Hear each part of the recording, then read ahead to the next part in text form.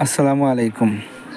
আপনারা এই মুহূর্তে দেখতে পাররা মাদ্রাসাতুর রহমান আল ইসলামিয়ার হিফজ বিভাগের ছাত্র মাসুকুর রহমান মাইন তান চাচাগর বাই ইটালি প্রবাসী তান পক্ষ থাকি গতবারও ইফতার করাইছেন, এবারও 100 জন মানুষের ইফতারের ব্যবস্থা করছেন ছাত্রছাত্রী সমিলিয়া। তো মাদ্রাসার পরিচালনা কমিটির গুরুত্বপূর্ণ ব্যক্তিবর্গ হল আসলা। তো গতবারও যে ইফতার করাইছেন এবারও ইফতারটা আয়োজন করছেন বাই ইতালি প্রবাসী। তো এই যে আয়োজনটা করছেন কোরআনে হাফেজদের জন্য, রোজাদারদের লাগিয়া আল্লাহ তান আশারে পুরা কর্তা নামায় আমল নামায় তো সব থাকবো ইনশাআল্লাহ। আর রোজাদার হলর ইফতার করাইলে যে ফজিলত তো বাই শরিক হইছেন।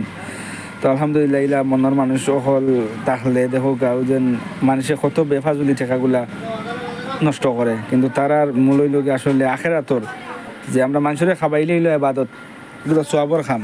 তো আসলে টাকা পয়সাটা বালা খামে ব্যবহার করাটা সবচেয়ে বালা।